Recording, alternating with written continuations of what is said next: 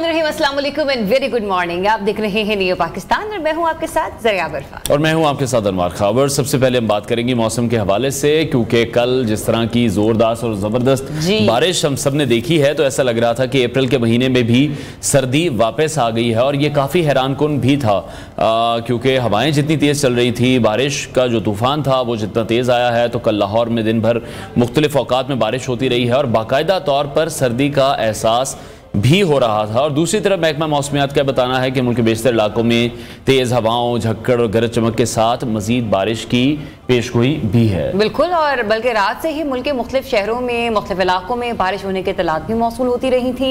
बलूचिस्तान, सिंध के बेशतर अजला में मौसम खुश्क होने के साथ साथ तेज़ हवाएं और झक्कड़ चलने का इम्कान जाहिर किया जा रहा है, जबकि कश्मीर और गिलगित बल्तिस्तान में तेज़ हवाओं और गरज चमक के साथ मजीद बारिश की तवक्को है। तो महकमा मौसमियात जो है उसने ये अलर्ट जारी कर दिया है कि तेज मूसलाधार बारिश के बाइस दीर हो, स्वात, चित्राल, मानसेरा, कोहिस्तान और कश्मीर के मकामी नदी नालों में तग़यानी का खतरा भी मौजूद है। लिहाजा तेज बारिश के बाइस बालाई खैबर पख्तूनख्वा, मरी, गिलियात, कश्मीर और गिलगित बल्तिस्तान में लैंडस्लाइडिंग का भी खदशा जाहिर किया जा रहा है। तो यहाँ पर वो लोग जो कि अक्सर अच्छे मौसम का सुनकर अपने ट्रिप्स या टूर्स प्लान कर लेते हैं ना, दोस्त गाड़ियों में इकट्ठे होकर बिल्कुल निकल जाते हैं, बिल्कुल, तो वो जरा थोड़ा एहतियात बरतें। बिल्कुल ऐसी एहतियात बरतनी भी चाहिए। और महकमा मौसमियात की तरफ से हर बार पहले ही ये बता दिया जाता है कि किस किस्म का मौसम है, कहाँ कहाँ लैंडस्लाइडिंग का खदशा भी है, तो अकॉर्डिंग टू दैट आप अपने जो भी प्लान्स हैं उनको बनाएं। इस हवाले से मजीद भी बात करेंगे, भी शामिल करते हैं टॉप स्टोरी। दुनिया में अमन के लिए गजा में अमन जरूरी, वजीर आजम शहबाज शरीफ। पीटीआई का मुतालबा मुज़ाकरात या मुकद्दमात से निजात। क्या सस्ते सोलर पैनल महंगी बिजली का मुतबादिल बन चुके हैं?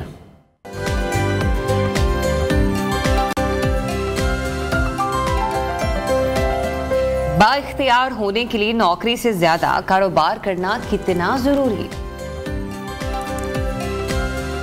जी, तो स्टार्ट कर लेते हैं। मेरे ख्याल से आज अनवर स्टार्ट करना चाहते हैं। अनवर नहीं, कोई मसला नहीं है। वज़ीर आज़म शहबाज शरीफ के हवाले से ही डिस्कस करना है, जो कि आलमी इक़्तिसादी फोरम के इजलास के मौके पर मौजूद हैं सऊदी अरब में, और बहुत सी अहम मुलाकातें भी उनकी हुई हैं। और इन मुलाकातों का जो ताल्लुक है वो हम सभी जानते हैं कि वो पाकिस्तान की मईशत की बेहतरी के हवाले से ही था, जो कि सबसे बड़ा चैलेंज इस वक्त पाकिस्तानी हुकूमत देख रही है, पाकिस्तानी अवाम देख रहे हैं। और इस हवाले से हम आगे चलकर बाकायदा से एक अलहदा सेगमेंट में भी बात करेंगे। तो रियाद में मुनक्किदा आलमी इक़्तिसादी फोरम का ये खुसूसी इजलास था, जिसके इख्तितामी सेशन में इज़हार ख्याल करते हुए वज़ीर आज़म का ये कहना था कि गजा में अमन के बगैर दुनिया में अमन कायम नहीं हो सकता। फ़लस्तीन में क़याम अमन बहुत ज़्यादा ज़रूरी है। और जो वहाँ पर तमाम शुरका मौजूद थे, उनकी जानिब से वज़ीर आज़म पाकिस्तान की इस बात को बहुत सराहा भी गया है। और अब आते हैं हम कुछ मुल्की सियासी मामलात की तरफ, जहाँ पर पाकिस्तान तहरीक इंसाफ के रहनुमाओं के जो बयानात हैं उन्होंने सियासी सूरत को काफ़ी अजीबोगरीब बना के रखा है। काफ़ी कन्फ्यूजन है बेसिकली। अच्छा, कन्फ्यूजन वहाँ पर भी और कन्फ्यूजन कुछ पाकिस्तान मुस्लिम लीग नून के बयानात में भी है। मैं कल रात को एक प्रोग्राम देख रही थी जिसमें राना सनाउल्लाह साहब मौजूद थे। अब नो मैटर व्हाट के वो पार्टी की तरफ से उनका बयानिया है या वो जाती हैसियत में बात कर रहे थे, वो कहते हैं कि पाकिस्तान तहरीक इंसाफ मुज़ाकरात की बात तो करे, हम खुद चल कर आएंगे। मतलब अगर इतनी बड़ी स्टेटमेंट राना सनाउल्लाह साहब दे रहे हैं तो मतलब किस कैपेसिटी में दे रहे हैं, ये भी बड़ा मैटर करता है। बहरहाल जो अनवार उस बयान को ये कह दिया जाता है कि उनकी जाती पार्टी का ये मौकिफ नहीं था। तो यहाँ पर भी पाकिस्तान तहरीक इंसाफ के भी कुछ रहनुमाओं का यही हाल है कि वो जाती हैसियत में बयानात आकर दे देते हैं, लेकिन उन बयानात से खुद बानी पीटीआई भी वाकिफ नहीं होते, तो का इज़हार कर देते हैं। अडयाला जेल में सहाफ़ी से गुफ्तगू के दौरान बानी पीटीआई से सवाल किया गया कि आपकी पार्टी में चेयरमैन पीएससी के मामले पर तनाज़ा चल रहा है, सवाल था ये। इस पर बानी पीटीआई ने कहा कि मुझे मुशावरत ही नहीं करने दी जा रही, आज मुशावरत मुकम्मल हो जाएगी। लिहाजा बानी पीटीआई से सवाल ये भी किया गया कि आपने शेर अफजल मरवत को नामजद किया है, क्या वही नाम फाइनल है? तो उस पर उन्होंने कहा कि पीएससी चेयरमैनशिप पर मुशावरत के बाद जवाब दूंगा। दूसरी जानिब बैरिस्टर गौहर अली खान ने कहा है कि पब्लिक अकाउंट्स कमेटी के चेयरमैन के लिए हतमी नाम कल तक फाइनल कर लेंगे, लेकिन बानी पीटीआई ने मुज़ाकरात के लिए कुछ लोगों का नाम लिया है। फिल वक्त कोई मुज़ाकरात नहीं हो रहे। और इसके साथ साथ अब बात आती है पाकिस्तान मुस्लिम लीग नून के सेनेटर इरफान सिद्दीकी की। बिल्कुल, जो ये कह रहे हैं कि पाकिस्तान तहरीक इंसाफ के रहनुमा मुज़ाकरात नहीं करना चाहते, बल्कि वो मुकदमात से निजात चाहते हैं। पीटीआई वाले इस वक्त निजात दहिंदा की तलाश में हैं। हम मुज़ाकरात तो कर सकते हैं, लेकिन हम भी निजात नहीं दिला सकते। दूसरी तरफ सरबराह सुन्नी इत्तेहाद काउंसिल साहबजादा हामिद रजा की स्टेटमेंट है कि अगर बानी पीटीआई जेल में ही रहते हैं तो फिर ऐसी पार्लियामेंट का हिस्सा वो नहीं रहेंगे। और कल एक अहम तकरीर मौलाना फजलुर रहमान की तरफ से पार्लियामेंट में की गई, जिसमें वो खूब गर्जे बरसे भी हैं, जिसमें उन्होंने अपने जो साबका एलाए थे उनके हवाले से बात की है कि शहबाज शरीफ और बिलावल भुट्टो हुकूमत छोड़ के पाकिस्तान तहरीक इंसाफ के हवाले कर दें। इसके अलावा मौलाना फजलुर रहमान ने हुकूमत के खिलाफ मिलियन मार्च का ऐलान भी कर दिया है। इसी तमाम सिचुएशन पर हम बात करेंगे। हमें ज्वाइन के सीनियर तज्जियाकार नासिर बेग चौथाई साहब ने। बेग साहब, बहुत शुक्रिया आपके वक्त के लिए। एक तरफ तो हम देख रहे हैं कि मुल्क की जो मईशत है उसको टेक ऑफ की पोजीशन की तरफ भी हम जा रहे हैं, कोशिशें भी की जा रही हैं, मुलाकातों का सिलसिला भी जारी है और ये मुकम्मल बहाली भी बहुत ज़्यादा ज़रूरी है हम सबके लिए। सियासी जमातों में जो बातचीत का अमल है वो भी जारी रहना चाहिए। जमहूरियत का ये हुस्न है, तभी ये जो पॉलिसियाँ अब बनाई जा रही हैं इसमें भी शायद कंसिस्टेंसी फिर ही आ सकती है। अब पाकिस्तान की जो सबसे बड़ी अपोजिशन जमात है तहरीक इंसाफ की मैं बात कर रहा हूँ, उनके जो मुतअद्दिद रहनुमा है वो सियासी जमातों के बजाय अस्करी क़यादत से मुज़ाकरात चाहते हैं और वो बगैर किसी लगी लपटी के ये बातें कर रहे हैं। नहीं, बड़ी ईमानदारी से बात कर रहे हैं वो कि उनको पॉलिटिकल लीडर्स पर कोई एतमाद नहीं है। वो नहीं चाहते कि सियासी बातें करें, वो चाहते हैं इक़्तिदार हासिल करने के लिए फ़ौज से बात करें। जैसे पहले फ़ौज से उन्होंने बात की थी, जनरल कमर बाजवा और शुजा पाशा और दीगर हजरात उनको लेकर आए थे, फैज़ हमीद साहब वगैरह। तो रिकॉर्ड तो वही है ना हमारा, खबर रिकॉर्ड तो पूरा वही है। जैसे आपको पता है पूरा रिकॉर्ड कि कौन किसको किस तरह लेकर आया। जी, पाकिस्तान की तारीख बड़ी दागदार तारीख है पाकिस्तान की। मैं जब बोलना शुरू करता हूँ तो फिर मुझे फ़ोन भी आने लगते हैं कि भाई इतना तेज नहीं बोलो, तो यहाँ तक छोड़ देते हैं। लेकिन ये कि जो कुछ तमाशा हम देख रहे हैं वो बहुत तकलीफदेह है।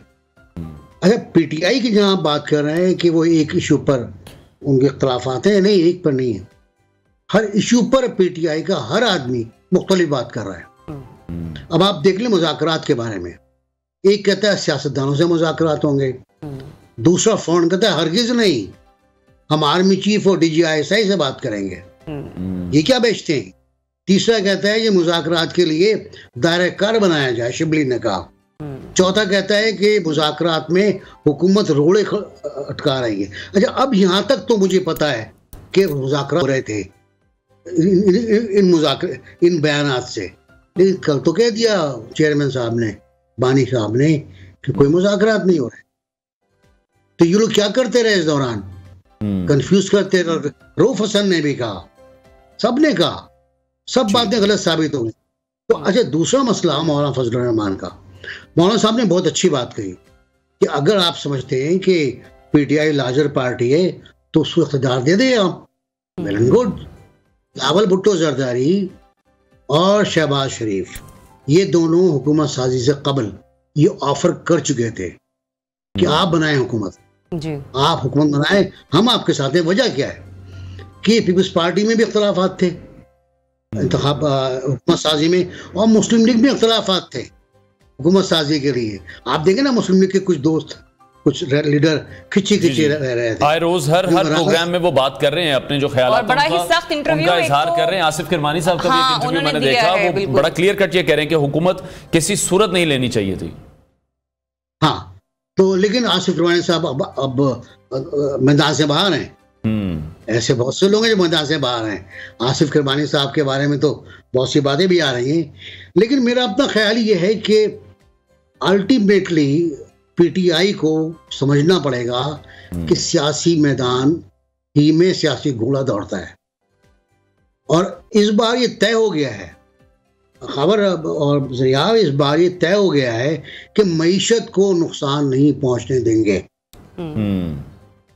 जो ये बनाई गई है कमेटी सरमायाकारी और फैसिलिटेशन की, वो एम ही नहीं बन गई है, उसके पीछे फिलॉसफी है।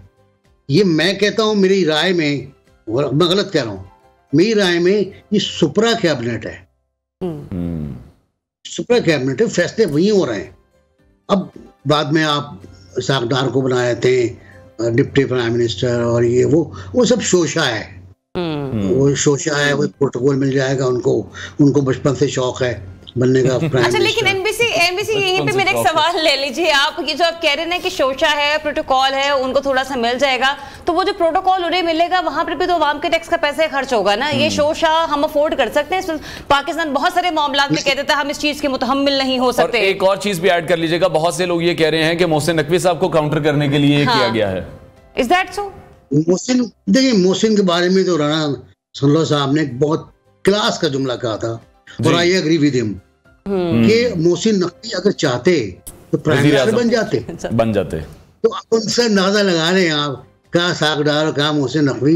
लेकिन मोहसिन ने जो काम किया है पंजाब में इन दिनों में, अब एक जर्नलिस्ट अगर इस तरह काम कर सकता है तो बहुत बड़ी बात है भाई। हमें तो पता ही नहीं होता कि डीआईजी कौन है, आईजी कौन है, किस तरह जाएगा। तो मेरा अपना ख्याल ही है कि मोहसिन नकवी हुए, वाडवा साहब बहुत एक्टिव हैं, बहुत एक्टिव हैं। उन्होंने कह दिया है कि पीटीआई को ना डील होगी ना डील होगी।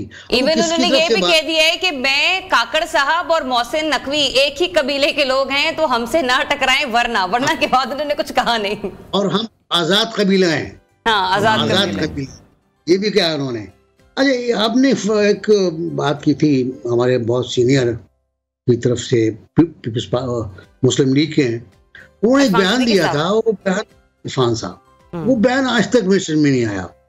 ना मैंने बात की थी मुस्लिम लीग वालों से, उनकी समझ में भी नहीं आया, राणा सनाउल्लाह की समझ में भी नहीं आया, जो आने वाले मिनिस्टर हैं राणा साहब। अच्छा। लिख लें आज मेरी बात आप। अच्छा। आने वाले मिनिस्टर हैं वो, तो उन समझ में भी नहीं आया और लोग समझ में नहीं आया कि नवाज शरीफ प्राइम मिनिस्टर बनने आए नहीं थे। तो भाई फिर सवाल ये पैदा होता है कि करोड़ों रुपए, अरबों रुपए आपने इश्तारों पे लगाए, मुल्क को नवाज दो, नवाज शरीफ चौथी बार प्राइम मिनिस्टर। तकरीरों का बेस भी यही था, स्लोगन का बेस भी यही था, पूरी कैंपेन का बेस यही था। और खाली आपसे कहा उन्होंने, सिर्फ मुझसे कहा, और मुझसे किसी से नहीं कहना, बता भी दिया उन्होंने टीवी को बैठकर कि उनको नहीं बनना था। तो खैर एक ये मसाइल भी, तो हर पार्टी में कोई ना कोई झगड़ा हो रहा है। आप देख रहे होंगे बिलावल आजकल जरा पैसिव हैं, खामोश हैं, एक्टिव नहीं है, वो कोई मसाइल हैं। एनबीसी कराची में चूंकि आप बैठे हैं तो उस खामोशी की एक तो वजह भी हमें बताइएगा। दूसरा सवाल हमारा एक ये है कि अभी आपने जो कहा ना कि राणा साहब भी नेक्स्ट कैबिनेट का हिस्सा होंगे, तो इत्तलात और खबरें तो ये भी गर्दिश कर रही हैं कि पीपल्स पार्टी और बिलखुसूस बिलावल भुट्टो जरदारी साहब जो लगने वाले टैक्सेस हैं, जो महंगाई की गई है, उसके लिए तैयार नहीं थे। लिहाजा ये इलेक्शन से पहले ही तय हो चुका था कि पहले आप सुकून से अपनी गवर्नमेंट बना लीजिए, आप बजट पेश कर देंगे, उसके बाद पीपल्स पार्टी भी जो है वो अपने हिस्से की मिनिस्ट्री समेटने के लिए वो बाद में मैदान में आ जाएगी। आपको इस तमाम तर बयानिए में कितनी सदाकत नजर आती है? नहीं, ये सही बात है, लेकिन अच्छा। इसका टाइम तो दिखना पड़ेगा आपको, क्योंकि 1 साल के बाद या 2 साल के बाद, ठीक, ये टाइम चेक करना पड़ेगा, टाइम क्या है इसका। तो लेकिन ये कि अभी तक प्रेशर है मुस्लिम लीग का कि आप आए और वजारत संभालें, लेकिन जब डिप्टी प्राइम मिनिस्टर आपने बना दिया है इसाक डार को, तो आप रास्ता बंद कर रहे हैं। ये था ना डिप्टी प्राइम मिनिस्टर बिलावल होंगे, वजीर खारजा बिलावल होंगे। अच्छा, फिर वजीर खारजा बनना इसाक डार का, वो भी बड़ा मसला की बात है, वो भी हार्ड बर्निंग हुई है बहुत ज्यादा उसके अंदर, तो इसको भी सीधा करना पड़ेगा। नवाज शरीफ साहब की जो वापसी हो रही है चाइना से, वो फिर राणा साहब की बात कर रहा हूँ कि वो हम बना रहे हैं उनको प्रेसिडेंट मुस्लिम लीग का। इसका मतलब है नवाज शरीफ साहब को हटा दिया जाएगा उस मनसब से जहाँ फाइज हैं, और फिर सब टिकट नवाज शरीफ साहब देंगे। तो तब्दीलियां कुछ आने वाली हैं, कुछ आएंगी, कुछ नजर आ रहा है हमको, और मेरा ख्याल ये है कि ये सिस्टम चलेगा।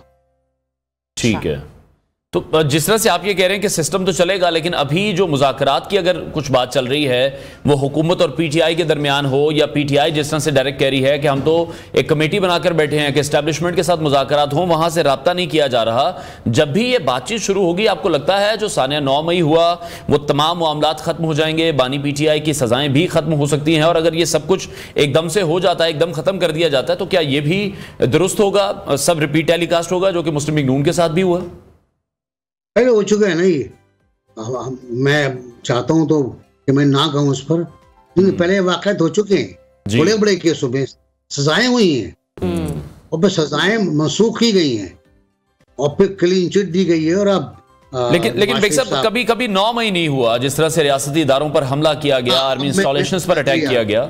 जी जी 9 मई के जो मुलजिम हैं मेन कल्प्रेट्स, मतलब कल कर्नल शेर खान का मज़ार दोबारा मुकम्मल किया गया है, उसको जला दिया गया था। आप सोचें ना यार, अब सोचें जिसको गैर मुल्की फौज, दुश्मन फौज सलामी देके भेज रही उसकी लाश को, उसके साथ ये किया आपने, तो इसको तो मेरे ख्याल में माफी इसकी नहीं है। और इसके फैसले होंगे, सुप्रीम कोर्ट के फैसले का इंतजार है कि सुप्रीम कोर्ट फौजी अदालतों के बारे में क्या फैसला करती है। और अब देखिए ना, आपके बहुत सी इत्तलात आ रही हैं, कुछ बरतरफियाँ भी हो रही हैं मुख्तलिफ इदारों में, FBI है, इनलैंड रेवेन्यू है, कुछ फौज के है, ये सब घरों को जा रहे हैं ना अपने। तो मेरा ख्याल है बहुत सीरियस सूरत हाल है और ये PTI को समझना चाहिए कि वो इस मौजू पर कोई जिद नहीं कर सकता। ठीक है। अच्छा, मौलाना फजल रहमान साहब के हवाले से स्पेसिफिकली बात कर लेते हैं। खासे गरजे बरसे कल जो उन्होंने तकरीर की फ्लोर पर, और मतलब बड़े एग्रेसिव मूड में हमें नजर आए। वैसे तो वो बड़े परेशान हैं ही जब से इलेक्शन के नताइज मंजर आम पर आए हैं, लेकिन कल तो मौलाना का गुस्सा ऐसे लगा कि नेक्स्ट लेवल ही क्रॉस कर चुका है। क्या वजह है कि उनके गुस्से में कमी क्यों नहीं आ रही? मतलब, और आपको लगता है कि एक तरफ PTI की तहरीक चले, एक तरफ उनकी तहरीक चले, तो कहीं ना कहीं थोड़ा बहुत तो हुकूमत को और मिल भी सकते हैं आपस में, मिल भी सकते हैं। बिल्कुल, ये बिल्कुल सही बात कही आपने खबर आखिर में जी, कि मिल भी सकते हैं। लेकिन पुरानी दोस्ती है, बहुत पुरानी दोस्ती है भाई। और पुरानी दोस्तियां बहुत, आप देखें, मैं हमेशा जरिए आपका नाम लेता हूं, मैं वजह क्या है, पुराने दोस्तियां हैं ये। अब आपसे मेरी मुलाकात हुई है, आपका नाम लिया शुरुआत जी। तो अब मौलाना फजल रहमान बहुत करीब है जरदारी साहब के और नवाज शरीफ साहब के। नवाज शरीफ साहब का बड़ा एहतराम करते हैं वो। कल जिस तरह इनके बारे में मुस्लिम लीग नून ने गुफ्तगू की है, बहुत ही एहतराम के साथ, कि नहीं जी कोई क्रैकडाउन नहीं करेंगे, हम उनको जुलूस निकालने देंगे। मेरी सिंध में बात हुई गवर्नमेंट से, उन्होंने कहा सानू की जुलूस निकालने हो, हमें क्या फर्क पड़ता है, हमें फर्क पड़ता है 9 मई वालों से। कि अगर 9 मई वाले, अब देखें 2 को कराची में निकाल रहे हैं वो, और 9 को निकालेंगे वो पेशावर में, तो दोनों तरफ जा रहे हैं ना। असल में जो मसला है मौलाना साहब का गुस्सा, वो छुपा हुआ है KP के बारे में। वहां से उनके सीटें छीनी गई हैं और वो कह नहीं पा रहे हैं। वो कह क्यों नहीं पा रहे हैं? शायद कोई रास्ता खुला रखना चाहते हैं। वो मेरे बड़े फेवरेट हैं। जब धरना उन्होंने लाहौर में दिया, इस्लामाबाद में दिया था, तो बड़ी डिबेट की हम लोग करते थे। बड़े फेवरेट हैं, बट अफरादी क़ुव्वत बहुत ज्यादा है उनके पास जी। वो जुलूस निकाल सकते हैं, धरना दे सकते हैं, अमन व अमान की कैफियत पैदा हो सकती है।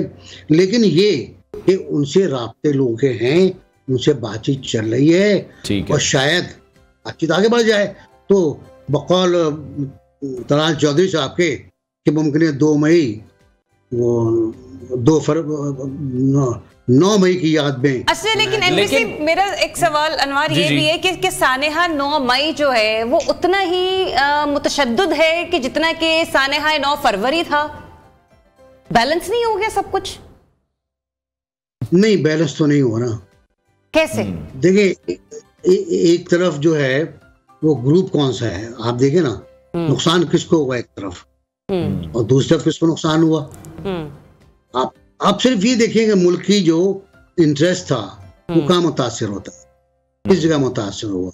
अब इससे ज्यादा मैं क्या बात करूं कि जहां मुल्क की इंटरेस्ट मुतासिर हुआ है वहां पर कोई कंप्रोमाइज करने सर, मुल्की इंटरेस्ट तो पब्लिक इंटरेस्ट है ना। पब्लिक इंटरेस्ट तो 9 फरवरी को, 8 फरवरी को सामने आया था, लेकिन वो 9 फरवरी को जैसे कन्वर्ट हुआ नताइज की सूरत में, तो वो तो फिर मामला डिफरेंट हो गए। तो भी जाए ना यार, कोर्ट में जाएं, इलेक्शन ट्रिब्यूनल में जाएं, रास्ते मौजूद हैं। बार बार ये क्या जा रहे हैं ना, जा भी रहे हैं। और कितने लोग गए आपको पता है, बता रहे हैं वो हमारी मेजॉरिटी है। और मेजॉरिटी नहीं गई ना, ट्रिब्यूनल में गई ना इलेक्शन कमीशन में गई। तो सब जाएं, अपने फॉर्म ले जाएं। इलेक्शन कमीशन ने कहा भी है अपने फॉर्म ले जाएं, 45 भी ले आए, 47 भी ले आए, दिखा दे हमको। सर, सलमान अकरम रज़ा साहब ने पूरा दस्ता तहरीर किया, बड़ी लंबी फहरिस्त बनाई, लेकिन उनको कोई सुनने को तैयार नहीं है। नहीं, उनका हो जाएगा काम, मेरा ख्याल है उनका लगता है मुझे काम वो हल्का यानी क्लियर हो जाएगा। ठीक है। अच्छा बेग साहब एक लास्ट कमेंट कर दीजिएगा चेयरमैन पीएससी के मामले पर, उस पर बड़ी खींचातानी चल रही है और विद इन द पार्टी भी है, जिस पे बानी पीटीआई ने कहा है कि उसको सॉर्ट आउट करके फिर ही मीडिया को वो इस बारे में कुछ बताएंगे। तो आपको क्या लगता है, बड़ी ही अहम सीट है, शेर अफजल मरवत साहब का नाम आ जाता है, लेकिन फिर कुछ बयानात वो ऐसे दे जाते हैं जो कि शायद ताल्लुकात खराब कर दें हमारे सऊदी अरब के साथ, किसी ऐसे बरादर मुल्क के साथ। आपको लगता है कि वो सूटेबल पर्सनैलिटी है उस सीट के लिए? बहुत मजे के आदमी है, बहुत मजे के आदमी है। मैं तो जब उनको सुनता हूँ तो मैं सुनता रहता हूँ उनको। अब जो सऊदी अरब के बारे में उन्होंने कहा तो वो तो पार्टी पॉलिसी आ गई थी ना, तो बाद में दूसरे उस पर दौड़े। तो ये तरीक़ेकार होता है, आप कुछ कहें सर या आप कुछ कहें और फिर दोनों वजाहत आ जाए, अंदर से एक ही होते हैं दोनों, गुड कॉप बैड कॉप। देखिए मैं आपको याद दिलाऊं, शायद आप लोगों को याद भी होगा कि सऊदी अरब के बारे में मखदूम शाह महमूद साहब ने आज़ाद कश्मीर में एक बात कही थी, खौफनाक बात कही थी कि अगर सऊदी अरब मसला कश्मीर पर हमें सपोर्ट नहीं करता तो मैं प्राइम मिनिस्टर से, अब मैं अपने प्राइम मिनिस्टर कहूंगा कि वो आईसी का दूसरा ग्रुप बनाए। वो आईसी का दूसरा ग्रुप बना, तुर्की, मलेशिया, पाकिस्तान, शायद ईरान भी। उसका क्या असर हुआ वो सामने है। तो ये पहले भी आ चुका है, या फिर आ गया है, तो अब खैर तरदीद आ गई, उसकी वजाहत आ गई। और ये नहीं कोई उसके खिलाफ कार्रवाई भी नहीं हुई, मरवत के खिलाफ कोई कार्रवाई। देखें अगर इतना खतरनाक फॉरेन पॉलिसी को इफेक्ट कर रहा है वो आपकी, तो फिर कार्रवाई तो होनी चाहिए थी ना। उसको आप इनाम दे रहे हैं, बना रहे हैं चेयरमैन पब्लिक अकाउंट्स कमेटी का, लेकिन पार्टी में इस विद इन द पार्टी भी कार्रवाई होनी चाहिए थी। और जो रियासती इदारे हैं उन्हें भी शायद ऐसी किसी भी इंसान की स्टेटमेंट पर फौरी एक्शन लेना चाहिए। जब किसी की ट्वीट पर, किसी के सोशल मीडिया स्टेटस पर लोगों के खिलाफ एक्शन हो जाता है, तो ये तो एक बहुत बड़ा बयान था।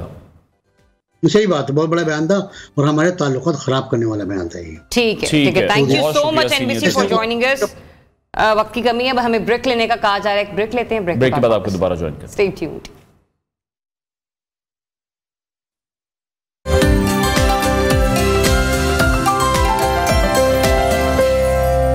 Welcome back. ब्रेक में आगे बढ़ते हुए कुछ बात कर लेते हैं मुल्क की इकॉनमी के हवाले से, क्योंकि सऊदी दारुल हुकूमत रियाज में आलमी इक्तिसादी फोरम के इख्तितामी सेशन से खिताब करते हुए प्राइम मिनिस्टर ने कहा कि पाकिस्तान के सामने महंगाई का शदीद मसला है, कर्जों का जाल मौत का फन्ना बन गया है, हम वसी पैमाने पर इस्लाहात करने जा रहे हैं। उधर IMF एग्जीक्यूटिव बोर्ड की जानिब से आज पाकिस्तान के दूसरे इक्तिसादी जायजा और 1 अरब 10 करोड़ डॉलर की किस्त की मंजूरी देती है। IMF के एग्जीक्यूटिव बोर्ड इजलास में पाकिस्तान के लिए 1.1 अरब डॉलर किस्त की मंजूरी दी गई है, जबकि इस मंजूरी के बाद स्टैंड बाय अरेंजमेंट मुआहदे के तहत पाकिस्तान को तीसरी और आखिरी किस्त मौसूल होगी। बिल्कुल। दूसरी जानिब चीनी सरमायाकार भी 4 अरब युआन की सरमायाकारी के लिए पाकिस्तान पहुंच चुके हैं और चीन के सरमायाकारों का बड़ा वफ्द चीनी सूबा खानान के chairman chamber of commerce and industry आंगजिन की क़यादत में पाकिस्तान पहुंच चुका है। वफ्द में चीन के chamber of commerce, Pakistan community के चेयरमैन शेख फरमान भी शामिल हैं। पाकिस्तान स्टॉक एक्सचेंज की अगर बात करें तो कल एक और तारीख साज रिकॉर्ड भी कायम हुआ है और इंडेक्स तारीखी रिकॉर्ड कायम करते हुए 73,000 की सतह को अबूर कर गया है। वज़ीर आज़म शहबाज शरीफ से आलमी इक़्तिसादी फोरम के खुसूसी इजलास के मौके पर सऊदी अरब के वज़ीर सरमायाकारी, वज़ीर ख़जाना, वज़ीर सनत, सदर इस्लामी तरक्याती बैंक अमीर कुवैत और दीगर आलमी रहनुमाओं ने भी अलहदा मुलाकातें की हैं और इन मुलाकातों के नताइज पाकिस्तान में सरमायाकारी के हवाले से सामने आएंगे। साबिक वज़ीर ममलिकत बराए डॉक्टर आयशा गौस पाशा ने भी इंकशाफ किया है कि इस वक्त हर पाकिस्तानी 2,88,000 रुपये का मकरूज़ है। इसी तमाम सिचुएशन पर हम बात करेंगे। माहिर मईशत डॉक्टर खाकान नजीब ने हमें ज्वाइन किया है। डॉक्टर साहब बहुत शुक्रिया आपके वक्त के लिए। वज़ीर आज़म भी हम ये देख रहे हैं कि आलमी सतह पर एतराफ़ करते हमें दिखाई तो दे रहे हैं कि कर्ज़ों का जो जाल है वो हमारे लिए मौत का फंदा बन चुका है। लेकिन अगर हम खुद मुस्लिम लीग नून की बात भी करें तो मुस्लिम लीग नून की हुकूमत भी 1990 से कर्ज़ लेती आ रही है। आपको लगता है कि ये ख्याल फिर हमें बहुत देर बाद आया है, बहुत टाइम लग गया हमें सीधी एक लाइन पर आते हुए? बड़ी आसान सी गुफ्तगू, कर्ज लेना क्यों पड़ता है? पहले तो सारी कौम को, पॉलिसी मेकर्स को, लीडरशिप यही समझ, इस साल पाकिस्तान 8,200 अरब आयद का मालियात खसारा करे। फिस्कल डेफिसिट तकरीबन 7.5 या 8% अगर करें, हम 8,200 अरब बोरो करेंगे, ये खसारा जो नुकसान आप समझें between the expenditures and the revenues government बनाएगी में होगा। ये यहाँ से आपका डेट जो है पिछले सालों को तो छोड़ दें, जो है सो है 68,000 पिछले साल छोड़े हुए आ रहे हैं, जब ये साल खत्म करेंगे तो 80,000 अरब के करीब चला जाए। अगर ये इतना इम्पोर्टेंट है, हमें फिजिकल के लिए बहुत से स्टेप यानी कि अपने मालियात सारे को करने के लिए both on the taxation side as well as on the expenditure side वो ले लेने चाहिए। क्या उसका कोई खाका आपके सामने रखा गया है? क्या हुकूमत ने पेपर शाया किया है? कोई रिसर्च है? ये सबसे इम्पोर्टेंट पार्ट है टू मूव फॉरवर्ड। यहीं से ये सबसे बड़ा खसारा। दूसरा सबसे बड़ा खसारा आता है तो आप नुकसानात एनर्जी सेक्टर में सबसे ज्यादा होते हैं। बाकी एसओईज को अगर छोड़ दें, एनर्जी सेक्टर इन इटसेल्फ बहुत बड़ा नुकसान करता है। अभी 5200 अरब रुपए का एक नुकसान खड़ा हुआ है, तो आप सर्कुलर डेट कह लें पर वो एक्चुअल में तो एक नुकसान ही है। उसको भी कभी कभी हम अपने बजट में ले लेते हैं तो हमारा जो डेट है वो और बढ़ जाता है। ये हैं पाकिस्तान के हालात, इनको ना IMF ने आकर करना है, वर्ल्ड बैंक ने आकर करना है ना। लेकिन डॉक्टर खाकान साहब, IMF तो पाकिस्तान को सख्त मालियाती नज़्म-ओ-ज़ब्त यकीनी बनाने का जो है वो मशवरा दे रहा है, और फिर कह ये भी रहा है कि पाकिस्तानी मौशी इस्लाहात से ही मैक्रो इकोनॉमिक इस्तेहकाम हासिल कर सकता है। ये जो कुलिया वो दे रहा है, आपको लगता है कि हम लोगों के लिए जब हम लोग कर्जे ले रहे हैं बेहद और टैक्सेस भी आप तो बेशुमार लगाए जा रहे हैं और इरादा भी कर रही है आगे हुकूमत, तो ये पॉसिबल होगा? पाकिस्तान के मालियाती निज़ाम जरूरी अमर हो गया है। जो फेडरल फिस्कल फ्रेमवर्क है, यानी कि जो हमारी फेडरल गवर्नमेंट है, उसका मालियाती निज़ाम है वो इतना डिस्टर्ब है। NF एक बजाय उस टैक्सेस कलेक्शन 9% ऑफ GDP होती है। जब नॉन टैक्स रेवेन्यू सब मिलाता हूँ तो रेवेन्यू आता है 10% ऑफ GDP, और जब प्रोविंसेस को पैसे चले जाते हैं उन जो उनकी ड्यू है जो इस वक्त 60% जाता है, तो जो इस वक्त बचता है हमारी फेडरल गवर्नमेंट के पास वो इतना भी नहीं है कि हम अपना डेट या मार्कअप उस साल का दे सकें। वो देने के लिए भी हमें बोरो करना पड़ता है। एवरीथिंग एल्स, तनख्वाहें, पाकिस्तान का डेवलपमेंट बजट, पाकिस्तान का इनकम सपोर्ट प्रोग्राम, पाकिस्तान कोई और काम जो पाकिस्तान की हुकूमत करना चाहती है इन टर्म्स ऑफ एक्सपेंडिचर, एक चाय के कप से लेकर एक इंसान की तनख्वाह तक, या कोई ब्रिज के पैसे देने तक, या किसी गरीब की मदद करने तक, everything is on borrowed money. ये है सीरियसनेस जो हमें दिखानी है इन इश्यूज को सॉल्व करने।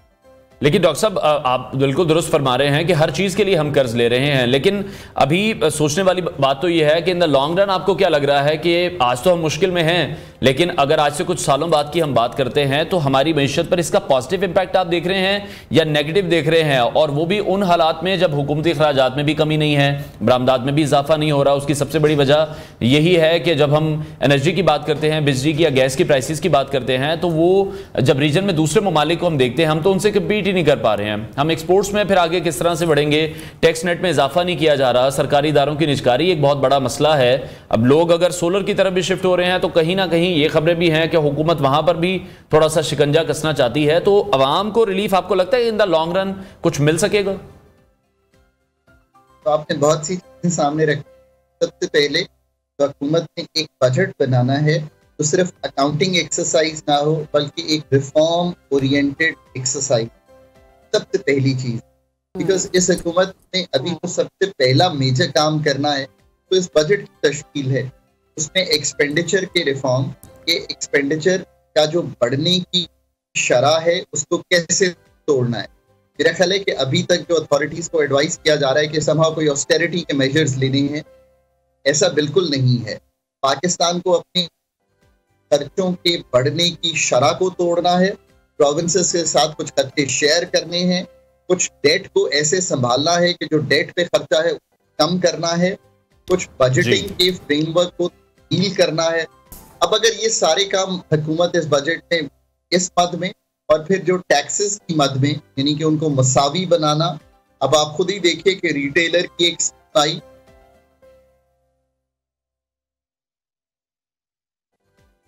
जी डॉक्टर साहब, आपको आवाज आ रही है?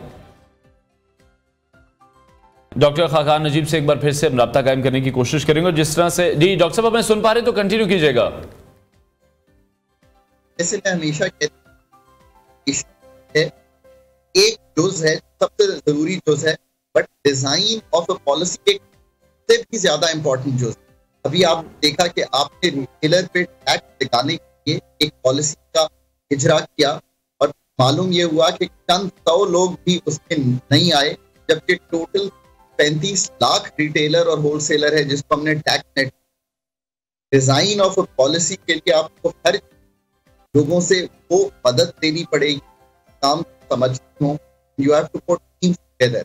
एफटीआर में ऐसे ही लोगों को चुनकर आप लॉन्ग टर्म के लिए अथॉरिटी और रिस्पॉन्सिबिलिटी लेनी पड़े। मैं हमेशा कहता हूँ पाकिस्तान इज एन सर्वियर। जब इंडिया को ठीक किया गया था तो मनमोहन सिंह या मॉन्टेग ने सलाह लिया, बहुत ही क्वालिफाइड इकोनॉमिस्ट और एक पाए के कहते हैं गवर्नमेंट फंक्शनरीज थे, तो दोनों चीजों को, गुड इकोनॉमिक को और good running of the government को समझते, तो वो एक ऐसा निजाम ला पाए कि इंडिया को डीरेगुलेट किया गया। पर जो टैक्सेशन थी वो फेडरल की बजाय बाकी जो नीचे की सतह है उस पर भी लाई गई और बहुत से ऐसे काम हुए। पाकिस्तान को ये सारी चीजें आज करनी है, डीरेगुलेट, लिबरलाइज एंड प्राइवेटाइज। अब ये सारे काम करने के लिए हमें बहुत एक दूरदर्श पॉलिसी डिजाइन और फिर उसकी इम्प्लीमेंटेशन। ठीक है डॉक्टर साहब, बिल्कुल ऐसे ही है और सियासी इस्तेहकाम इसके लिए सबसे ज्यादा जरूरी है, जो कि शायद मनमोहन सिंह साहब को भी उस वक्त मिला था। जो पॉलिसीज हैं उसकी कंटिन्यूटी वहां पर रही थी, कंसिस्टेंसी रही थी नसीमा राव की वजह से, तो ये मामला अक्रॉस द बॉर्डर भी फिर बेहतर हो गए थे। बहुत शुक्रिया माहिर मैशर डॉक्टर खाकान नजीब हमारे साथ इन कॉन्वर्सेशन थे।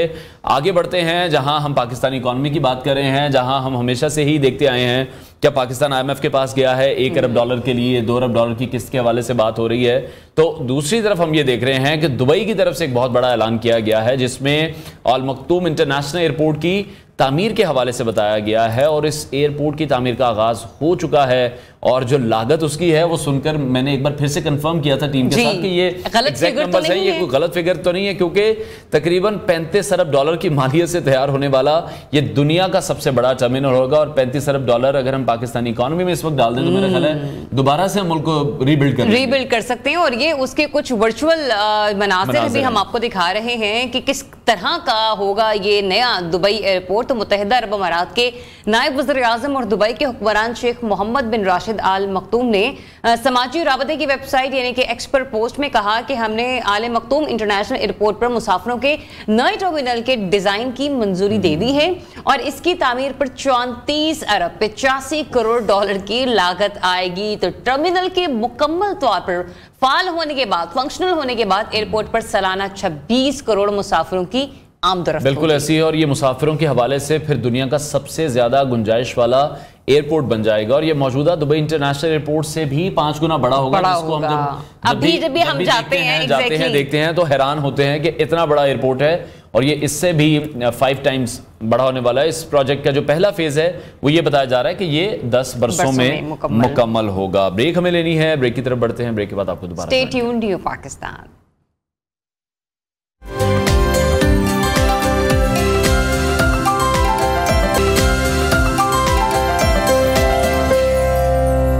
Welcome back to new Pakistan. Pakistan में हमने देखा है कि हालिया बरसों में जो बिजली के नर्ख हैं उसमें बेतहाशा इजाफा हो चुका है और ये इजाफा रिकॉर्ड भी किया गया है और बिजली के हम जो बेस टैरिफ है उसमें मुख्तलिफ स्लैब्स भी 90 से 100% इजाफा हो चुका है। बिजली के टैरिफ के जब हम देख रहे हैं तो इजाफे के साथ साथ हर महीने जो फ्यूल एडजस्टमेंट सरचार्ज है उसकी मद में भी सार्फिन पर बोझ डाला जा रहा है।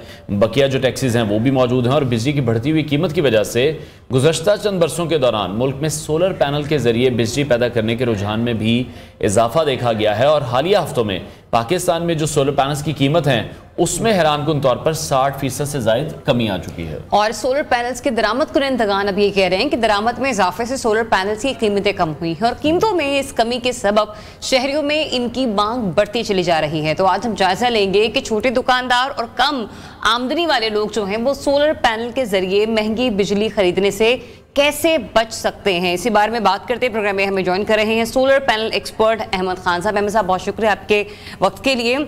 हम देख रहे हैं कि हर महीने ही बिजली का टैरिफ जो है वो महंगा कर दिया जाता है। कहा तो ये जाता है कि 200 यूनिट वाले या 300 यूनिट वालों को इतनी सब्सिडी प्रोवाइड की जाएगी, बट अनफॉर्चुनेटली वो लोग हैं जिन्होंने घर में सिर्फ एक एसी लगा रखा है, एक पंखा है, एक फ्रिज है, और आपको पता है आजकल वैसे भी लोग और माएँ भी बड़ा ख्याल रख रही थी कि कोई एक्स्ट्रा कोई लाइट न जले, उसके बावजूद लोग 10-10, 12-12 हज़ार रुपए का बिल दे रहे होते हैं। तो सबसे पहले तो बात है एक छोटी दुकानदार जो है वो किस तरीके से कितने किलोवाट का एक सोलर पैनल लगाए और किस तरीके से वो कम बना, क्योंकि कमर्शियल यूनिट हद से ज़्यादा महंगा हो चुका है। ऐसा ही इसमें सबसे पहले तो सिस्टम की कैपेसिटी के ऊपर डिपेंड करता है, कंजम्पशन के ऊपर। मोस्टली जो शॉप्स हैं या छोटा तबका है उनके पास एसीज तो होते नहीं हैं, लाइट फैंस और मेजर उनकी कंजम्पशन वाटर पम्प, ये चीज़ें होती हैं। तो उसके लिए मोस्टली घरों में यूपीएस अवेलेबल होता है। मोस्टली हम लोग रेफ़र यही करते हैं कि उन्हीं यूपीएस के ऊपर 2 से 3 पैनल लगवा के वो तो अपनी डे टाइम की जो इलेक्ट्रिसिटी या वापदा से वो कट ऑफ कर सकते हैं। ठीक है। डे टाइम में डायरेक्टली वो कंज्यूम करेंगे सोलर, उससे ये बेनिफिट होगा कि उनके जो वो कंजम्पशन है वो नील हो जाएगा। नाइट टाइम में उन्हें जस्ट जो है ना बिल पे करना पड़ेगा। ठीक है। इसका सिंपल फार्मूला ये है कि उनके घर में ऑलरेडी बैटरी लगी है, यूपीएस लगा हुआ है, 2 पैनल वो इंस्टॉल करेंगे और चार्ज कंट्रोलर के जरिए वो डायरेक्टली बैटरियाँ में स्टोर करेंगे और जो यूपीएस ऑलरेडी लगा हुआ वो डीसी टू एसी कन्वर्ट करके आगे फर्दर सप्लाई देगा। ठीक हो गया। अच्छा, तो वो ये भी एक क्लियर कर दीजिएगा कि ये भी कहा जाता है कि इन्वर्टर ही आपको स्पेसिफिकली लगवाना पड़ेगा, जो आपका यूपीएस है वो नहीं काम करेगा। वो कुछ मार्केट टैक्टिक्स भी हैं चीज़ें बेचने के लिए, उसको भी ज़रा क्लैरिफाई कर दें क्योंकि बहुत लोग इसमें कंफ्यूज हैं। नहीं, इसमें बेटर ऑप्शन तो इन्वर्टर ही है। ठीक है। बेसिकली इन्वर्टर जो है वो इटसेल्फ उसमें वो पावर डीसी को एसी में कन्वर्ट करके सप्लाई कर रहा होता है जी। लेकिन जो इन्वर्टर की कॉस्ट बियर नहीं कर सकते, जो जस्ट अपने मिनिमम बजट से स्टार्ट करना चाहते हैं कि हम लोग पास बजट कम है और हम लोग सोलर से बेनिफिट ले सकें, उनके लिए ये ऑप्शन है। ठीक है। अदरवाइज जो बेस्ट ऑप्शन है वो यही है कि प्रॉपर सिस्टम इंस्टॉल हो।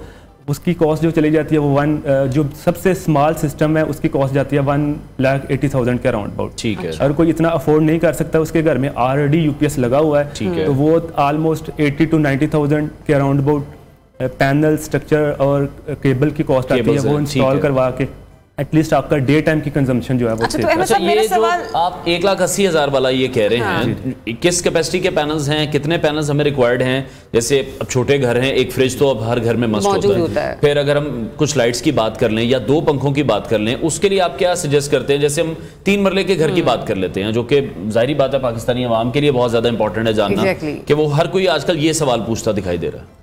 इसमें जो सबसे स्मॉल सिस्टम है, अगर कम्प्लीटली आपने सिस्टम लगवाना है तो उसमें 2 पैनल्स लगेंगे, इन्वर्टर लगेगा, एक बैटरी लगेगी, जिसमें फ्रिज का लोड नहीं बियर कर सकता इन्वर्टर, क्योंकि ये सबसे मिनिमम कैपेसिटी का इन्वर्टर होता है। ठीक है। ये 3 से 4 फैंस और 4 से 5 लाइट्स जो है ना डे टाइम में कम्प्लीटली जो है ना सोलर के ऊपर यूटिलाइज हो सकती हैं। अच्छा, दूसरा सर ये भी बताएगा अहमद साहब कि जिस तरीके से जो आप बता रहे हैं उससे बिल कितना आएगा और कितना नहीं आएगा? क्योंकि जब हम 3 मरले के घर की बात करें, अभी कह रहे हैं ना कि इसके ऊपर 2 पंखे आपके आगे, लेकिन वो रेफ्रिजरेटर का तो लोड नहीं लेगा, लेकिन उसके अलावा बाकी आपकी जो घर के आइटम्स हैं, होम अप्लायंसेज है, उसको मे बी वो कवर कर ले, तो बिल कितना आ जाएगा? और स्पेशली इस्त्री बेसिकली अगर आप सबसे छोटा सिस्टम लगवाते हैं ना तो उसने कंज्यूम करवाना है डे टाइम में ही आपकी पावर को।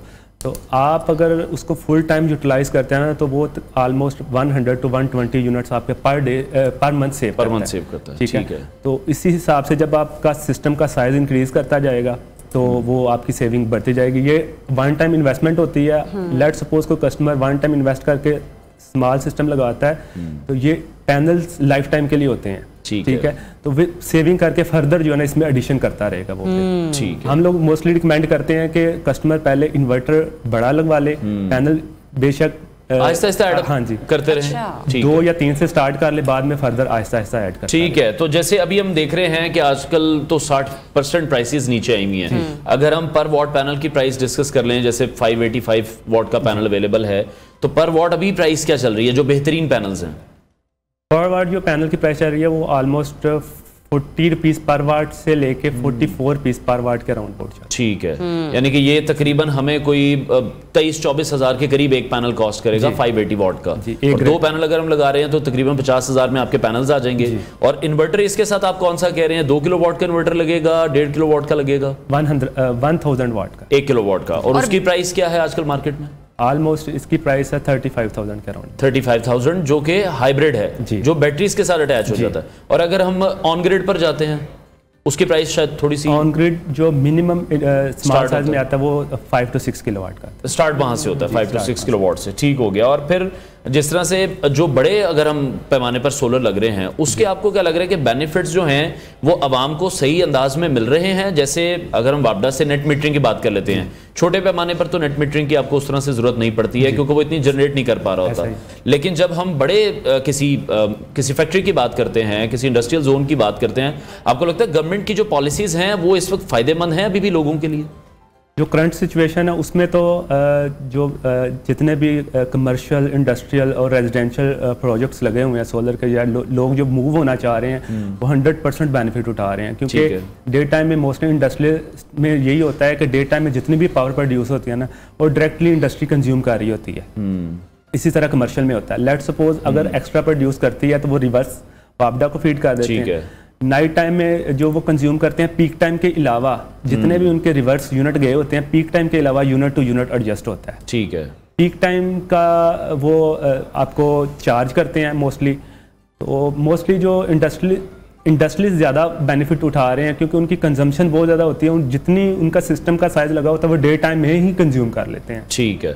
तो उनका जो सेविंग है वो मैक्सिमम टू मैक्सिमम। उसके बाद कमर्शियल का यूनिट टैरिफ भी बहुत ज़्यादा हाई है। तो वो इस ऑलमोस्ट जो कमर्शियल का हम लोगों ने कैलकुलेट किया पेक बैक पीरियड वो ऑलमोस्ट 1 ईयर है। अच्छा अहमद साहब, ये मेरा क्योंकि हमारा स्पेसिफिकली सेगमेंट है छोटी दुकानों के हवाले से। फर्ज करें कि मेरे पास एक दुकान है और आपको पता है पाकिस्तान में रुझान है कि दुकानें अमूमन दिन के औकात में हम लोग काम कर रहे हो तो 8 बजे अमूमन बंद हो जाती हैं। ठीक है, वहां पर एक लाइट जल रही है, वहां पर एक पंखा चल रहा है, चलने फर्ज करें 2 पंखे हमने लगा लिए, ठीक है, और छोटी मोटी लाइटें और होती हैं जो लोगों की रोजमर्रा की होती है। फिर उनके वो इंस्ट्रूमेंट्स है कि जिससे वो काम करे, कोई प्लम्बर का काम कर रहा है, कोई इलेक्ट्रिशियन का काम कर रहा है, कोई स्विच बोर्ड को ठीक कर रहा है। पैनल की कॉस्ट, इन्वर्टर की कॉस्ट, छोटी मोटी केबलिंग और जो इलेक्ट्रिशियन आके उसको इंस्टॉल करके जा रहा है, मैं चाहती हूँ कि वो आप हमें एक रफली एस्टिमेट दे देंगे ये दुकान है इसमें ये चल जाएगा और आपकी कॉस्ट इतनी आएगी और मंथली आपको इतना बेनिफिट होगा।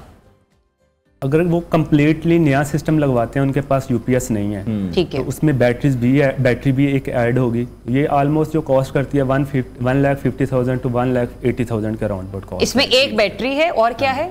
2 पैनल्स हैं, 2 पैनल्स हैं, स्ट्रक्चर है, इन्वर्टर है, कंप्लीट केबलिंग है, और सारी इंस्टॉलेशन वगैरह। ये कुछ 6 से 7 चीजें होगी जो कि लगाने के लिए चाहिए होती हैं। हाँ जी। और अभी भी इतनी प्राइसेस डाउन होने के बाद भी 1.5 से पौने 2 लाख रुपए का खर्चा वहां पर मौजूद है। ठीक हो गया। और अगर ये लग गया है तो महीने के आखिर में जो बिल आएगा वो कितना आएगा? बेसिकली जो आप शॉप्स की बात कर रहे हैं, शॉप्स मोस्टली डे टाइम में ही उनकी कंजम्पशन होती है, नाइट टाइम में मोस्टली शॉप्स जो है ना ऑफ हो जाती हैं।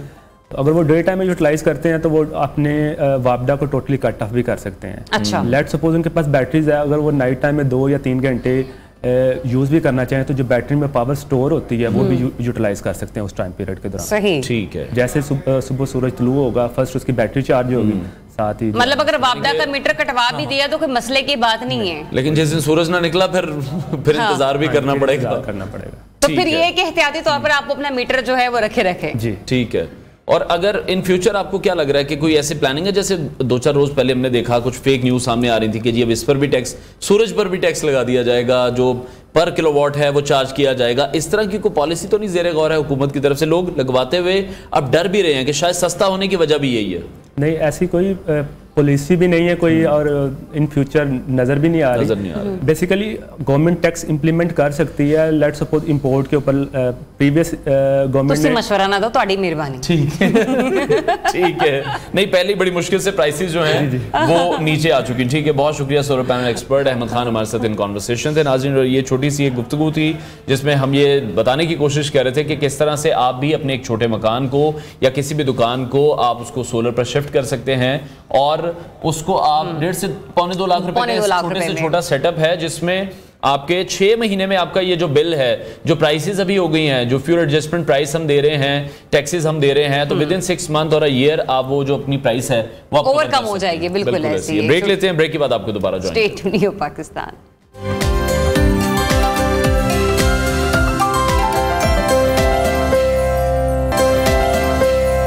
Welcome back once again. और जनाब इंतहाई अहम टॉपिक है जिसे हम आपके साथ डिस्कस करने जा रहे हैं, क्योंकि मुल्क भर में तमाम सूबों में, तमाम इलाकों में, तमाम शहरों में 29 अप्रैल से लेकर 3 मई तक पोलियो मुहिम का बाकायदा तौर पर आगाज कर दिया गया है। और ये पोलियो मुहिम जो है वो मुल्क भर में 5 रोज तक जारी रहेगी, जिसमें आप पर यूं कहिए कि लाजिम हो चुका है और बतौर इस रियासत के शहरी आप पर फर्ज हो चुका है कि आपने अपने 5 साल से कम उम्र बच्चों को पोलियो के कतरे जरूर पिलवाने हैं, वरना खुदा न खास्ता अगर आपके बच्चे इन पोलियो के कतरों से महरूम रह जाते हैं तो आपके बच्चे किसी भी किस्म की जिस्मानी माजूरी और कमजोरी का शिकार हो सकते हैं। और ये एक ऐसी माजूरी होगी, ये एक ऐसी कमजोरी होगी कि जिसके अटैक के बाद, जिसके हमले के बाद आपके बच्चे ताहयात उस माजूरी से छुटकारा हासिल नहीं कर पाएंगे। तो टोटल 73 अजला में, यानी कि 73 अजला में 2.5 करोड़ से ज्यादा बच्चों को पोलियो से बचाव के कतरे पिलाने के लिए हुकूमत पाकिस्तान इस वक्त खासी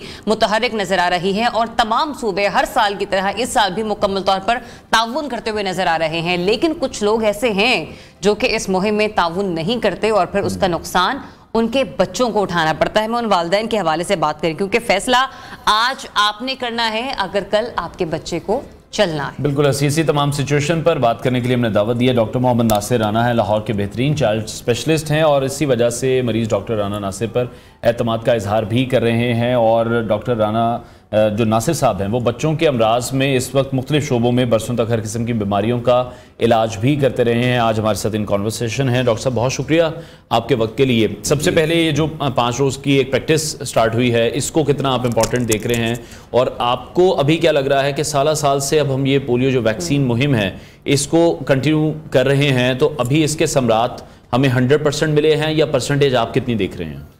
देखें, जो अभी पोलियो कैंपेन शुरू हुई है, जैसे पहले पोलियो कैंपेन्स होती थी उसकी तरह इस वेरी इंपॉर्टेंट जी।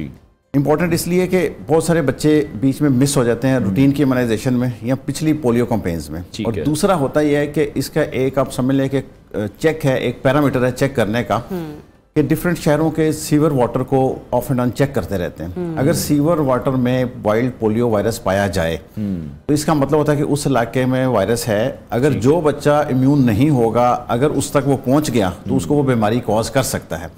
और पिछले दिनों कुछ अर्सा पहले लाहौर में जो पानी चेक किया गया उसमें भी कुछ नमूनों में वायरस पाया गया है।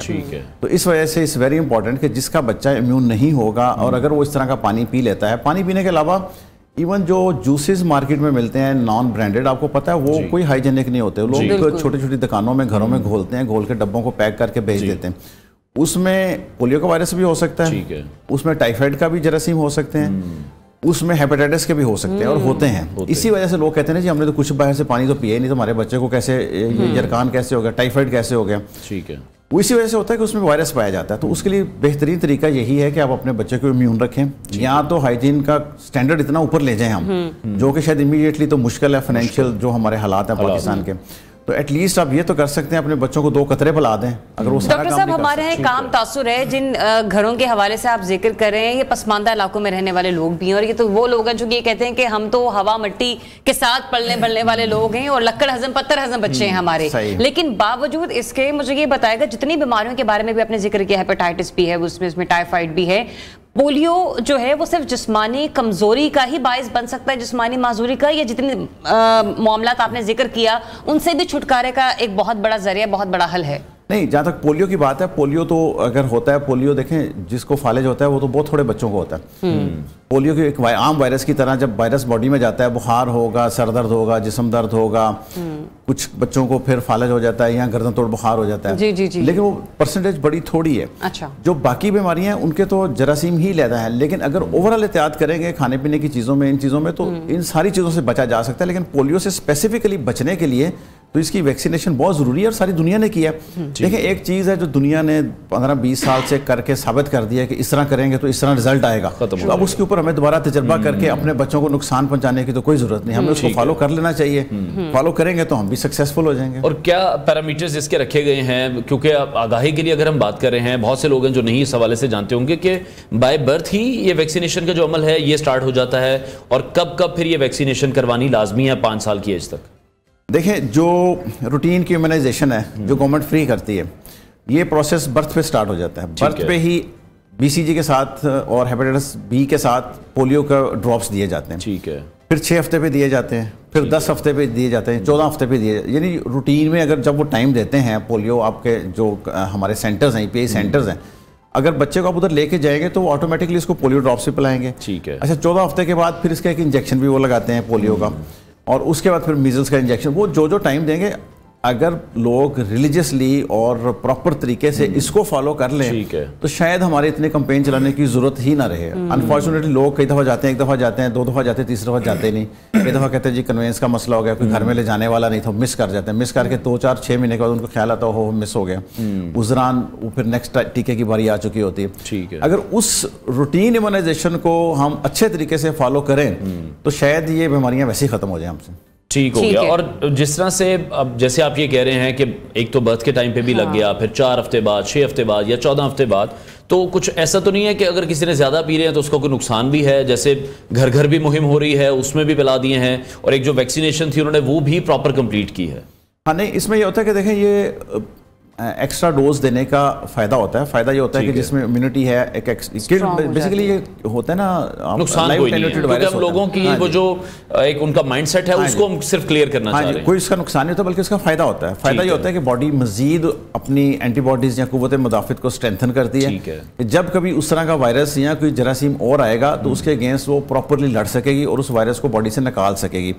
इसलिए रूटीन के देने तो मस्ट हैं, उसके ऊपर ये एडेड बेनिफिट है जो कि गवर्नमेंट आप कह लें कि अरबों रुपया लगा के फ्री ऑफ कॉस्ट आपको, हाँ जी, फ्री ऑफ कॉस्ट लोगों को प्रोवाइड करती है एक्स्ट्रा बेनिफिट के लिए। इसलिए सारे लोगों को बहुत ज़रूरी है। और इसका वही बात है जैसे मैंने आपको पहले कहा, देखें मोबाइल टेक्नोलॉजी सारे यूरोप की, अमेरिका के लोग फॉलो करते हैं, कंप्यूटर उसका फॉलो करते हैं, कारों की टेक्नोलॉजी उसको फॉलो करते हैं, तो पोलियो को भी फॉलो कर लें। लेकिन इसमें फिर डॉक्टर साहब क्या मिथ है कि हमारे यहाँ बहुत से ऐसे इलाके हैं, बहुत से केसेस रिपोर्ट हो चुके हैं जहां पर लड़ाई झगड़े हुए हैं, पोलियो का अमला जो गया है उनको जानी नुकसान भी लोगों की तरफ से पहुंचाया गया कि हम तो ये नहीं लगवाएंगे। कोई एक कॉन्सेप्ट कहीं लोगों के ज़हन में है, पता नहीं हराम है या क्या, एक बलूचिस्तान वाली साइड पर भी बड़े अटैक हुए हैं। हाँ आप बिल्कुल सही कह रहे हैं, ये एक इशू तो है जो हमारे वो इलाके हैं जहाँ पे लोगों का इस तरह के कॉन्सेप्ट है, माइंडसेट इस तरह का है। वो कभी किसी ज़माने में किसी ने कोई र्यूमर फैला दी, लोग उसी पे फिक्स होकर बैठ जाते हैं। जैसे र्यूमर्स जो भी फैलती हैं लोग उस पर कई दफ़ा फिक्स हो जाते हैं। तो है तो बड़ा अनफॉर्चुनेटली आप समझ लें कि जैसे जैसे एजुकेशन बेहतर होगी, तालीम बेहतर होगी, लोगों की अवेयरनेस बेहतर होगी, लोग इसको जरूर फॉलो करेंगे। मतलब ये कि मुख्तसर के इन कतरों का फायदा ही फायदा है, नुकसान कोई नहीं है। और दूसरा ये भी कि सर कोई मैकेनिज्म इस हवाले से तश्कील कर पाई है गवर्नमेंट भी कि आप लोगों ने कभी तजवीज़ दी हो इस सिलसिले में? जैसे हमने कहा ना कि बहुत सारे लोग झूठ बोल देते हैं, कह देते हैं घर में बच्चा होते हुए भी कि वो बच्चा नहीं है, लेकिन ऐसे लोगों को पकड़ना हुकूमत के लिए बहुत ज़रूरी है, क्योंकि उनकी एक कोताही की वजह से सिर्फ वो उस घर का एक फर्द नहीं, पूरा मोहल्ला, पूरी सोसाइटी, पूरा माशरा मुतासर हो सकता है। आप बिल्कुल सही कह रहे हैं। देखें अब ऐसा ऐसा गवर्नमेंट कर तो रही है, लेकिन वही बात है कि इतना स्ट्रॉन्ग हमारा ट्रैकिंग सिस्टम या फॉलोअप सिस्टम इतना स्ट्रॉन्ग अभी तक नहीं है पाकिस्तान में, किसी भी चीज़ में अभी तक इतना स्ट्रॉन्ग नहीं है। अदरवाइज तो जो एक बच्चा पैदा होता है, जैसे बाहर के बहुत सारे कंट्रीज़ हैं, वो बच्चा पैदा होता है उसको वैक्सीनेशन की डेट देते हैं कि जी ठीक है आपने 15 तारीख को आना है, 15 को नहीं आता है, 15 से पहले एक दिन पहले कॉल आ जाती घर कि जी कल आपने आना है, 15 को नहीं आता तो 15 को फिर कॉल आती है, नहीं आता तो 16 को उनके घर बंदा आ जाता है गवर्नमेंट का कि जी आपने बच्चे को लेके क्यों नहीं आए, ना आए तो उसका वो बंद कर देते हैं, बेनिफिट्स बंद कर देते हैं, उसकी यूटिलिटीज़ बंद कर देते हैं, बहुत ज़्यादा उसको इतना तंग करते हैं कि उनके लिए पॉसिबल नहीं है कि इसको बाईपास करना या एवेड करना। लेकिन चूंकि अब वही बात है ना कि हमारे यहाँ भी सिस्टम्स इतने ज़्यादा स्ट्रेंथन नहीं है, इतने स्ट्रॉन्ग नहीं है कि लोग कई दफ़ा इस तरह मिसगाइड भी करते हैं। जी बच्चा घर पे भी होता है, कहते हैं जी वो तो रिश्तेदारों का घर गया हुआ है, वो तो जी दूसरे शहर गया हुआ है, 2 दिन 3 दिन करते हैं, वो कंपेन ख़त्म हो जाती है, वो उसको नहीं पिलाते।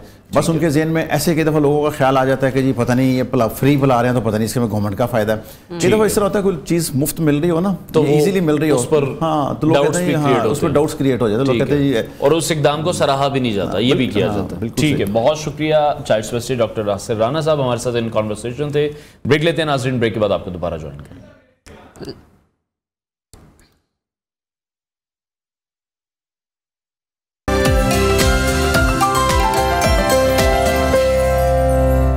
Welcome back once again. अभी आपको बराह रास्त ले चलेंगे रहनुमा पीटीआई बैरिस्टर गोहा जो मीडिया से गुफ्तगू कर रहे हैं।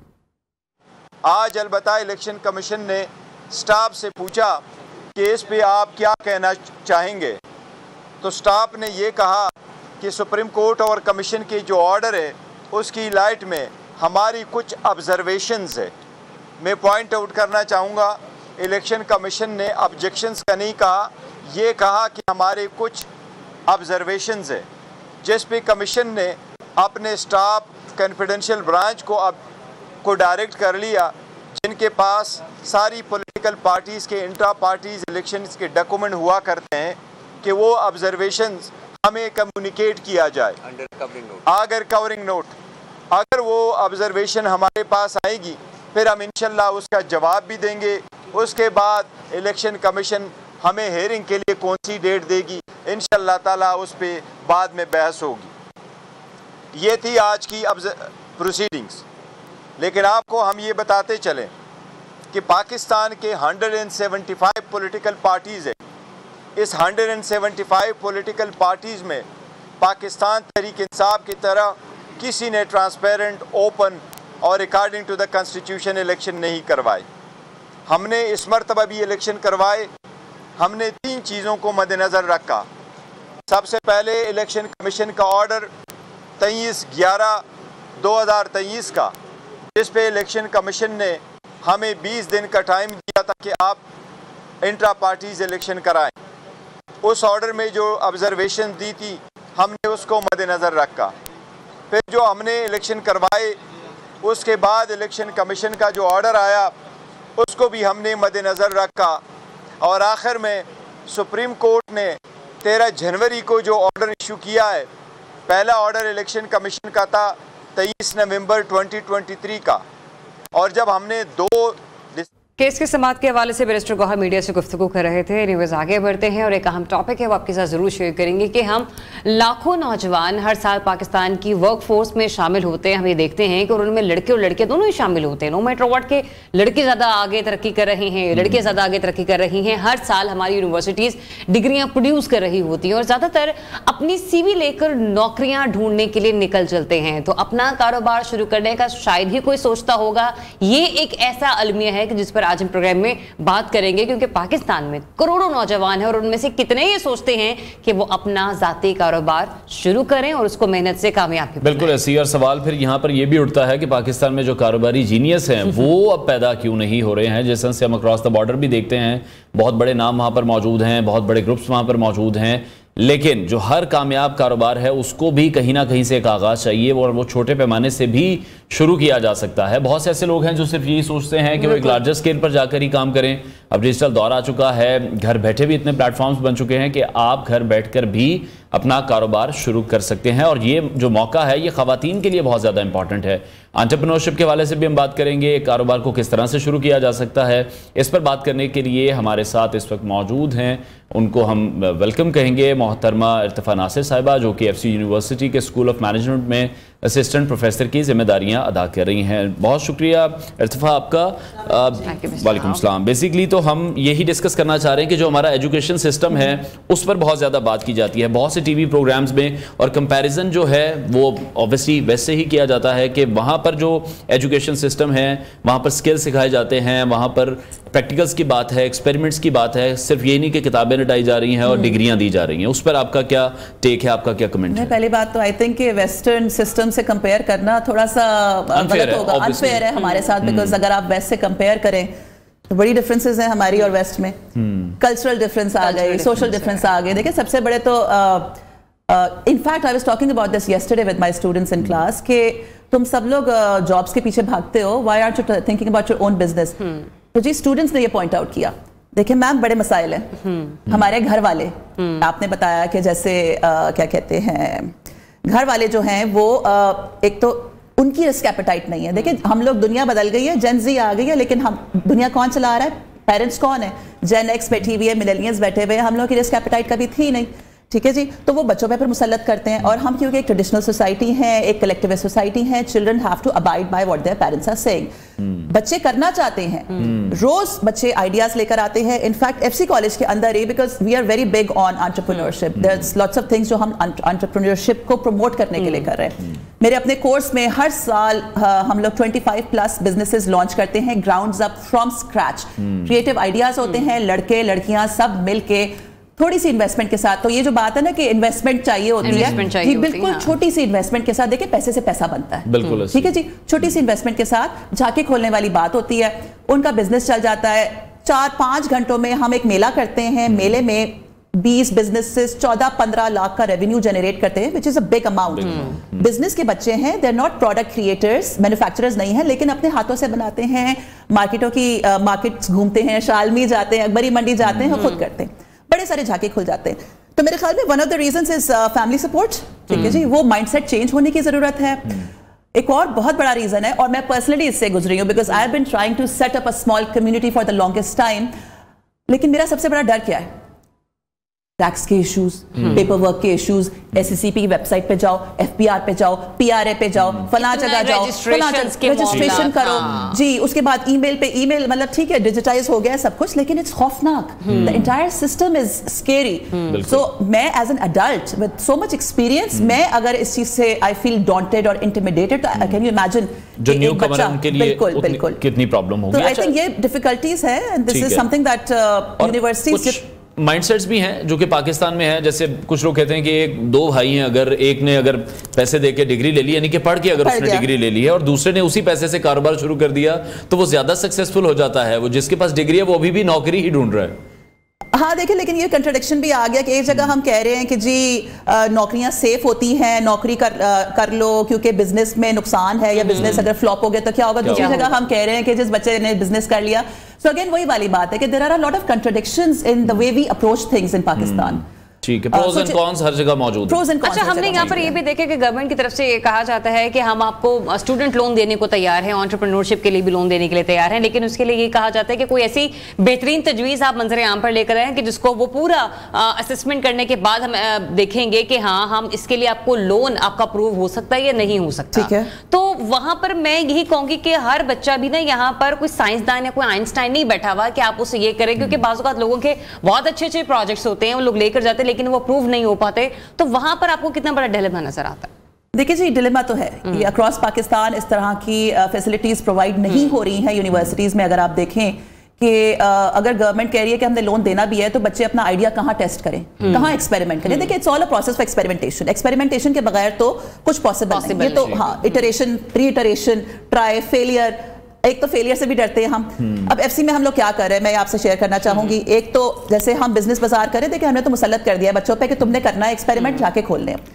हमारा हर साल एनुअली एक बहुत बड़ा एंटरप्रेन्योरियल फिएस्टा होता है, एंटरप्रेन्योरियल गाला होता है, जिसमें ऑलमोस्ट 500